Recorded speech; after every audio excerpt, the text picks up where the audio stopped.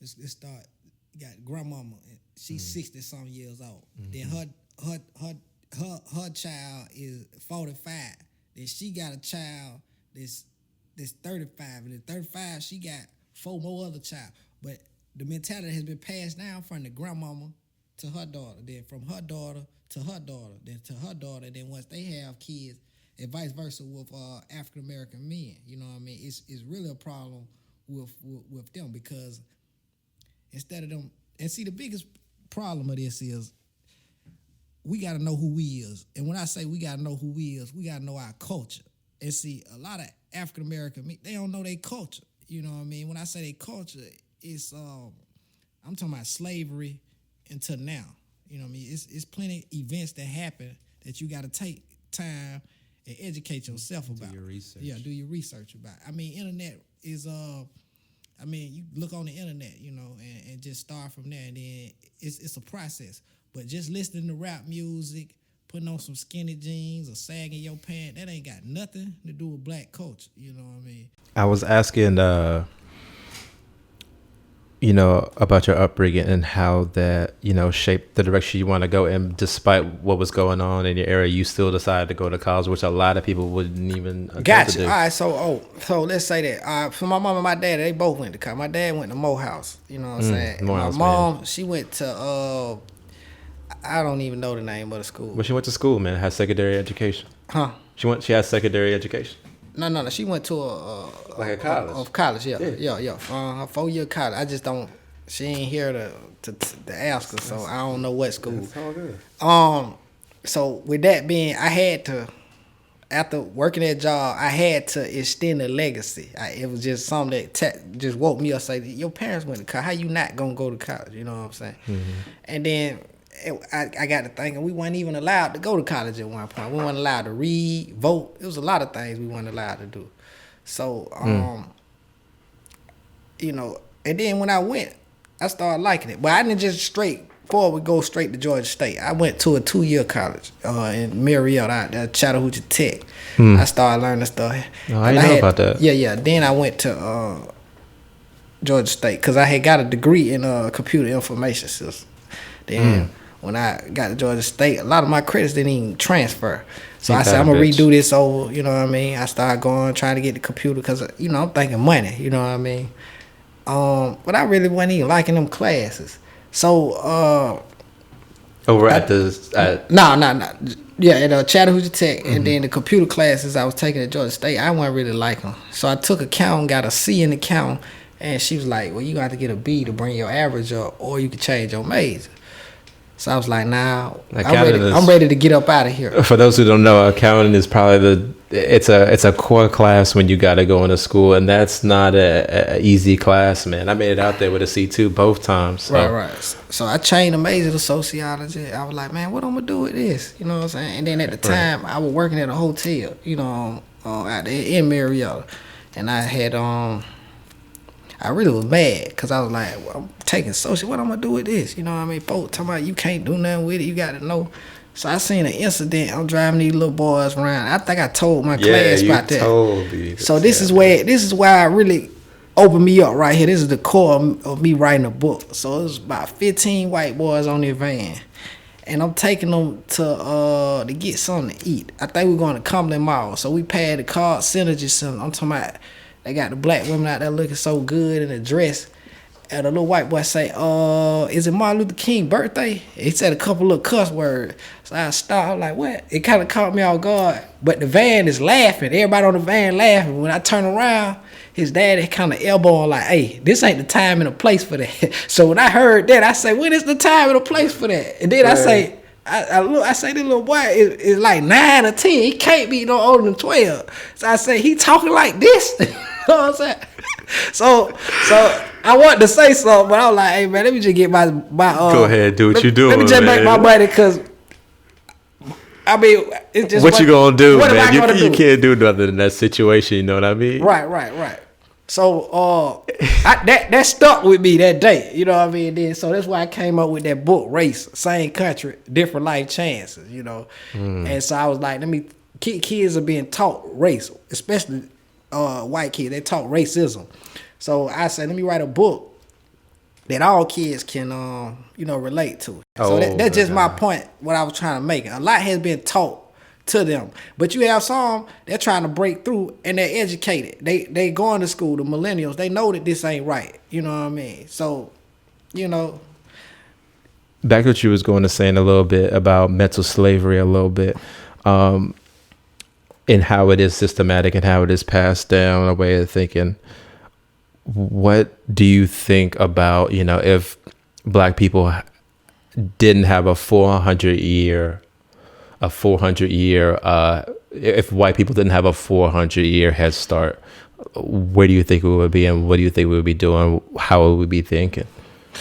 So you basically asked me, if slavery didn't exist, where would black people be? Exactly. Precisely. That's deep. I like that question though. If slavery didn't exist, where would black people be? It probably wouldn't be no Middle Passage. It probably wouldn't be no transatlantic slave trade. I probably wouldn't be doing this interview with you right now. It probably wouldn't be no black people in America. Africa wouldn't be extracted with all its resources and peoples. It wouldn't be the land of forgotten kingdoms.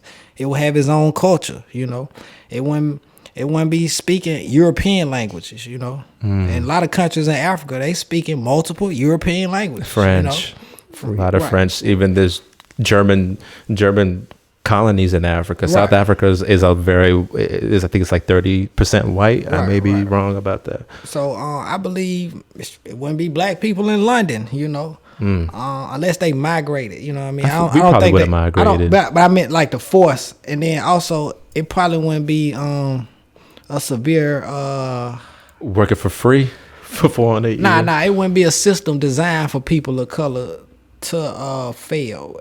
And that's where this started at with slavery. You was a slave. You was somebody's property. When you somebody's property, you don't have time to think. You're nothing. You know what I mean? You just, like this book. You own this book. That's part of your property. There's no mind, no nothing. You just do it. If I want to push this book, you know what I'm saying? So basically, it was a page out. And then,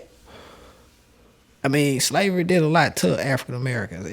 It stripped them of culture. You know what I mean? It created a culture. And when I say African American, black people, because once they reached these shores, African American was created because they had babies in this continent. So, a whole new culture emerged. Even deeper than that, it probably wouldn't even be a Jamaica or a Haiti or a Dominican Republic. It wouldn't even probably be a Brazil, if slavery didn't exist, because that was the route that they took before they reached Virginia, So, who knows, But hey, it happened. One thing about me, I wear this black skin like a suit of armor, I don't change my tone for nobody. Never did when I worked a job, I might clean up my slang, but I'm gonna let them know like this what I am, because at the end of the day, they still a fire you. You can talk all that Tom talk you want. They still a fire. What they call it, code switching, what I'm saying? You can do all that all you want. Hello, sir. Hello, sir. How are you? Just not. If that's who you is, I'm with all that. But you got some people on these jobs, Sean, you done seen, they straight up, they a whole different person. And what's funny, I had a conversation with a white girl. She told me, she said, man, I like you, Brandon. You don't change the way you talk. And she told me that. I said, oh, y'all be paying attention. You know what I'm saying? Yeah. So the person that's doing that when they do all that, they think, because I got a homeboy, he told me, man, that's what you got to do to get the job. Been fired a couple times from different jobs, you know what I'm saying? And I'm trying to get him to realize, like, bro, just be who you is, bro. Because one thing, these people is not stupid. They created this system, you know what I mean? They love people like you who ain't got no mind, and they letting them think for them, you know what I mean? Yeah, they don't like, everybody don't like a challenge, but, if you could be something valuable, I can't see them deny you from what's rightfully yours. They shouldn't. Yeah. So we blaze a lot, and we're going to wrap it up a little bit because, shit, I'm still on the clock. I know you got somewhere to be, too. But they blowing me up. Yeah. But, man, I'm just going to close it like this, man. I feel like I really fuck with Rashad. I'm not going to lie. It's because you got a sense of pride, man, in what you do, man. There's a sense of pride, and it's not something that's forced. The reason why I really like Nipsey, bro, is because to me, he wasn't faking with what he was doing. He was very concrete of what he stood for. You know what I mean? I of course, I don't know this man behind closed doors, pause, no homo, none of that. But I feel like he wasn't faking. So I was going to say, man, like, keep doing what you're doing, man. Keep being prideful. I think it's infectious isn't the good word, but it's influential when you see somebody that's prideful, that's not going to fold for any old bullshit. Right, you know what I mean? That has their own way of thinking and their own goals and realizes, you know, what's going on around them. And I think that's just important, man. Right. And, you know, just to wrap it up, I'm all for, you know, what's been going on, you know, but I've been on this fight all year before what took place in the media. You know, I wrote a whole book on the criminalization of black men in America, which is called Prisoners in the Homeland.